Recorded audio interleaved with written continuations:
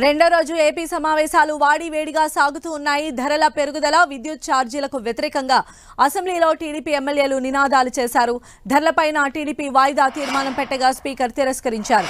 దీంతో speaker podium వద్దకు దూసుకువెళ్లి విద్యుత్ ఛార్జీలు తగ్గించాలని నిరసన వ్యక్తం చేశారు టీడీపీ సభ్యులు. విద్యుత్ ఛార్జీలు, చెత్త పన్ను, డీజిల్, పెట్రోల్ ఛార్జీలు పెంపుదలను నిరసిస్తూ ప్రభుత్వానికి వ్యతిరేకంగా బాదుడే బాదుడు అంటూ టీడీపీ సభ్యులు నినాదాలు చేశారు. టీడీపీ సభ్యుల నినాదాలతో అసెంబ్లీలో గందరగోళం ఏర్పడింది. టీడీపీ సభ్యుల నినాదాల మధ్య అసెంబ్లీని 15 నిమిషాల పాటు వాయిదా వేశారు స్పీకర్ తమ్మినేని. గందరగోళం నడుమ ఏపీ ప్రభుత్వం 2 బిల్లులను అసెంబ్లీలో ప్రవేశపెట్టింది. ఏపీ అడ్వకేట్స్ వెల్ఫేర్ ఫండ్ సవరణ bill 2024, AP advocate clerks welfare fund సవరణ బిల్లు 2024ను జగన్ సర్కార్ సభలో ప్రవేశపెట్టింది.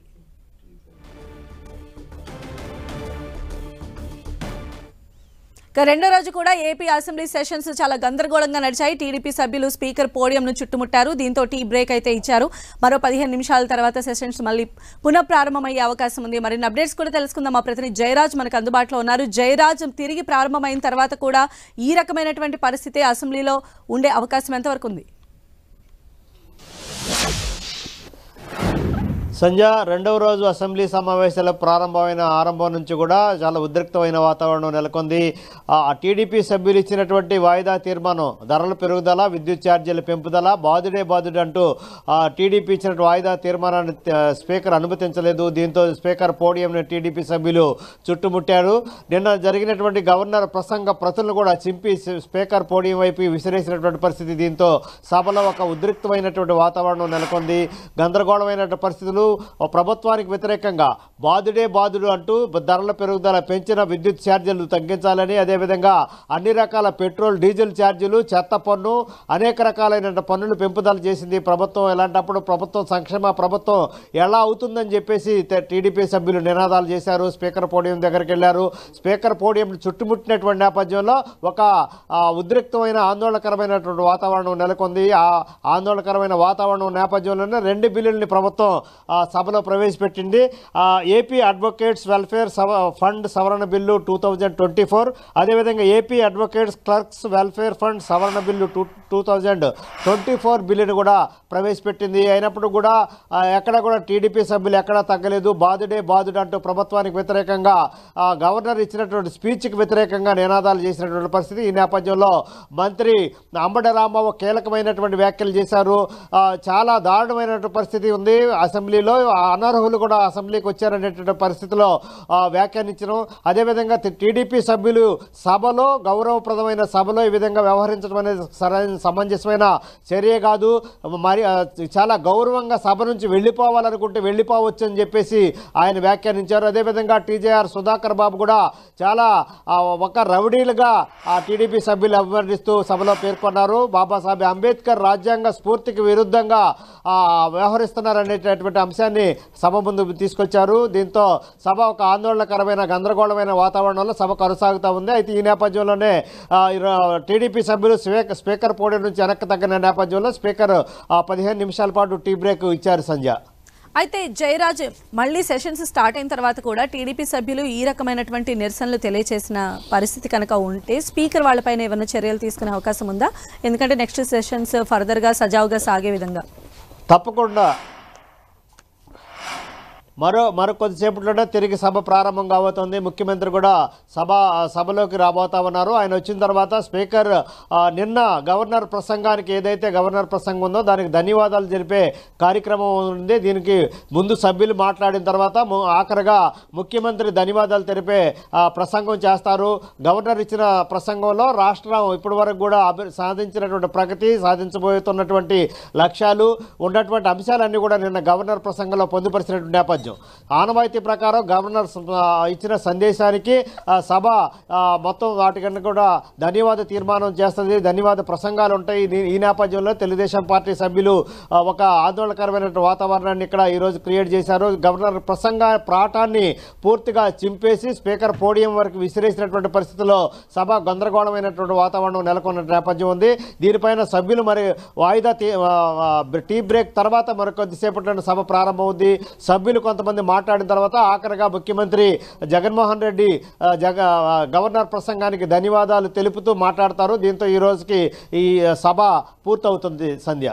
అయితే ఈ రోజు సభలో అంటే ఇప్పుడున్నటువంటి ఈ గవర్నమెంట్కి చివరి అసెంబ్లీ సమావేశాలు కాబట్టి ఇప్పుడు జగన్ సభలో ఏం మాట్లాడేటువంటి అవకాశం కనిపిస్తోంది అనుకోవాలి? తన పరిపాలనకు సంబంధించి కూడా ఆయన మాట్లాడే అవకాశాలు ఉండొచ్చా?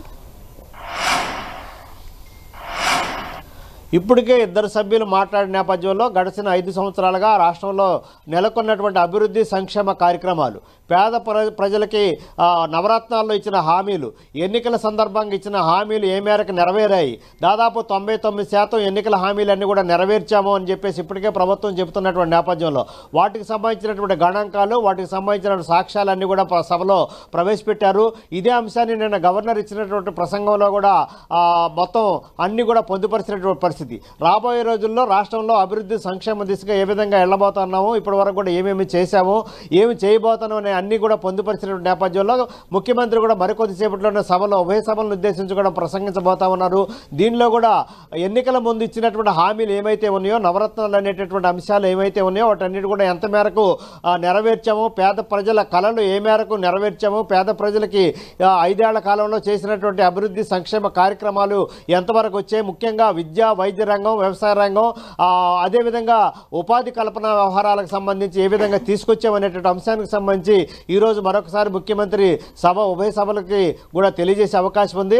దీంతోపాటు పాలనా వికేంద్రీకరణలో భాగంగా 3 రాజధానుల అంశం కూడా నిన్న గవర్నర్ ప్రసంగంలో పొందుపరిచారు. 3 రాజధానులకే కట్టుబడి ఉన్నాం, పాలనా వికేంద్రీకరణ, అధికార వికేంద్రీకరణ జరగాలి అనేది వైసీపీ ప్రభుత్వ ప్రధాన ఉద్దేశం. కాబట్టి అదే విషయాన్ని కూడా మరొకసారి సభ ముందు ఈరోజు మాట్లాడే అవకాశం ఉంది. ఇప్పుడు వరకు కూడా విద్య, వైద్యం, అభివృద్ధి, అదేవిధంగా సంక్షేమ రంగాలు, ఉపాధి కల్పన తదితర అంశాలన్నీ గురించి కూడా సభ్యులు మాట్లాడారు. అదే విషయాన్ని నిన్న గవర్నర్ ప్రసంగంలో కూడా పొందుపరిచినటువంటి పరిస్థితి. ముఖ్యమంత్రి కూడా మాట్లాడే అంశం కూడా ఈ అన్ని అంశాలు కూడా మరొకసారి ప్రజల ముందు ఉంచడం, ఎన్నికల ముందు ఇచ్చినటువంటి హామీలు ఏమైతే ఉన్నాయో వాటిలన్నింటినీ నవరత్నాల్లో ఏవైతే పొందుపరిచామో, నవరత్నాల్లో పొందుపరిచిన అటువంటి అంశాలు కాకుండా దశల వారీగా ప్రజల నుంచి వస్తున్నటువంటి విజ్ఞాపనలు, ప్రజల అవసరాలను ముందుగానే గుర్తించి వాటన్నిటి కూడా నెరవేర్చేటటువంటి కార్యక్రమంలో భాగంగా వైసీపీ ప్రభుత్వం ఎంత మేరకు ముందుకెళ్ళింది, ఏ విధంగా సాధించింది, ప్రజాభిమానాన్ని ఏ విధంగా చూరగొంది అనేటువంటి అంశం గురించి కూడా ముఖ్యమంత్రి సుదీర్ఘంగా ఈరోజు మరికొద్దిసేపట్లో ప్రసంగించేటువంటి అవకాశం ఉంది.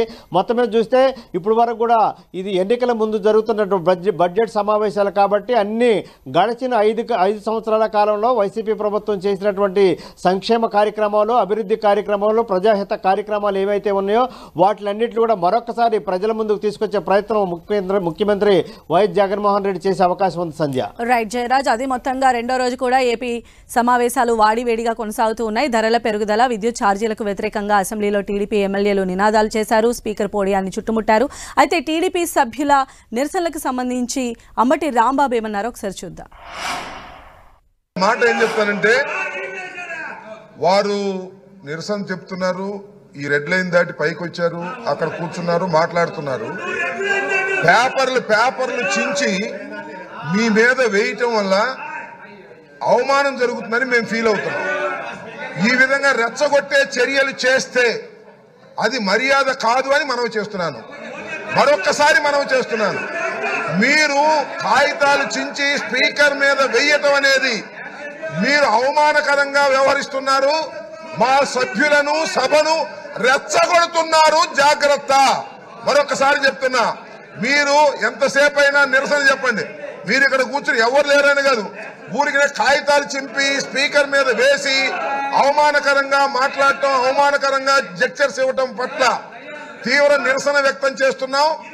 మీరు మర్యాద తప్పుతున్నారు, సభా సాంప్రదాయాలు తప్పుతున్నారు. ఇలా సభా సాంప్రదాయాలు తప్పితే మేము కూడా తప్పవలసి ఉంటుంది అనేది గుర్తుపెట్టుకోండి. కాగితాలు చించి ఆ పుస్తకాలు చించి మీరు వేసేటటువంటి ప్రయత్నం చేస్తున్నారు. ఇది మర్యాద కాదు. అసలు మీరు సభలో ఉండదలుచుకున్నారా, వెళ్ళదలుచుకున్నారా? వెళ్ళదలుచుకుంటే చెప్పండి, మీ అంతటా మీరు వెళ్ళండి. ఒకటి లేదు, సస్పెండ్ చేయించుకుంటారా చేయించుకోండి, లేదు అలా కూడా వెళ్ళరు, మార్షల్ తో నెట్టించుకుంటారా నెట్టించుకోండి. Options are yours.